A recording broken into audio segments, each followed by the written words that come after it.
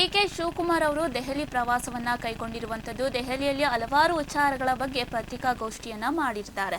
ನೀತಿ ಆಯೋಗದ ಸಭೆ ಬಗ್ಗೆ ದೆಹಲಿಯಲ್ಲಿ ಡಿಕೆಶಿ ಪ್ರತಿಕ್ರಿಯೆಯನ್ನ ಕೊಟ್ಟಿರುವಂತದ್ದು. ಹಾಗೆ ಗೃಹಲಕ್ಷ್ಮಿ ಯೋಜನೆ ಬಗ್ಗೆ ಹಾಗೆ ವಿಪಕ್ಷ ನಾಯಕ ಆರ್ ಅಶೋಕ್ ಆರೋಪವನ್ನ ಮಾಡಿರುವಂತಹ ವಿಚಾರದ ಬಗ್ಗೆಯೂ ಕೂಡ ಪತ್ರಿಕಾಗೋಷ್ಠಿಯನ್ನ ಮಾಡಿರುವಂತದ್ದು. ಇದೀಗ ನೀತಿ ಆಯೋಗದ ಸಭೆ ಬಗ್ಗೆ ದೆಹಲಿಯಲ್ಲಿ ಡಿಕೆ ಶಿವಕುಮಾರ್ ಪ್ರತಿಕ್ರಿಯೆಯನ್ನ ಕೊಟ್ಟಿದ್ದಾರೆ. ಮೊದಲ ಬಾರಿಗೆ ನೀತಿ ಆಯೋಗದಲ್ಲಿ ಡಿಕೆ ಶಿವಕುಮಾರ್ ಅವರು ಭಾಗಿಯಾಗ್ತಾ ಇರುವಂತದ್ದು.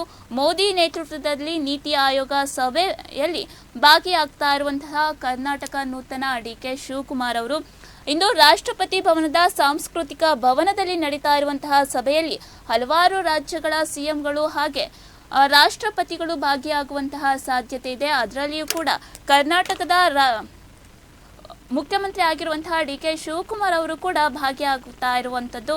ಇನ್ನು ರಾಜ್ಯದ ಸಮಸ್ಯೆಗಳನ್ನ ಸಭೆಯಲ್ಲಿ ಪ್ರಸ್ತಾಪ ಮಾಡುವಂತಹ ಬಗ್ಗೆಯೂ ಕೂಡ ಸಿಎಂ ಡಿಕೆ ಶಿವಕುಮಾರ್ ಈ ಸಂದರ್ಭದಲ್ಲಿ ತಿಳಿಸಿರುವಂತದ್ದು. ಈ ಬಗ್ಗೆ ಮಾತನಾಡಿದ್ದಾರೆ, ನೋಡೋಣ.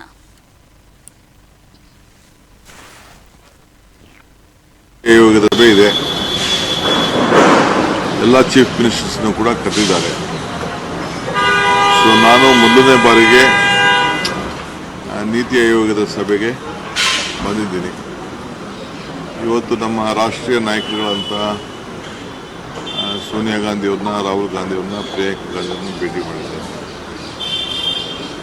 ಈಗ ನಮ್ಮ ಖಟ್ಟರ್ ಅವರು, ನಮ್ಮ ಅರ್ಬನ್ ಡೆವಲಪ್ಮೆಂಟ್ ಮಿನಿಸ್ಟರ್ ಅವರು ಕೂಡ ಭೇಟಿ ಮಾಡಿ ಅವರು ಕೆಲವು ನಮ್ಮ ಪ್ರಾಜೆಕ್ಟ್ಸು ಡಬಲ್ ಡೆಕ್ಕರ್ದು ಸ್ವಲ್ಪ ಕ್ವೈರಿ ಹಾಕೊಂಡು ಇಟ್ಕೊಂಡಿದ್ರು.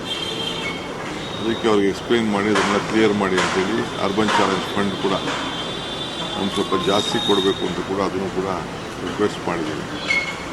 ಸೊ ಏನೇನು ರಿಕ್ವೆಸ್ಟ್ ಮಾಡಿದ್ದೀನಿ ಎಲ್ಲ ನಿಮಗೆ ಡೀಟೇಲ್ ನಾನು ಕಳಿಸ್ಕೊಡ್ತೀನಿ. ಸೊ ಇವತ್ತು ಈಗ ತಾನೇ ಖಟ್ಟರ್ ಅವ್ರನ್ನ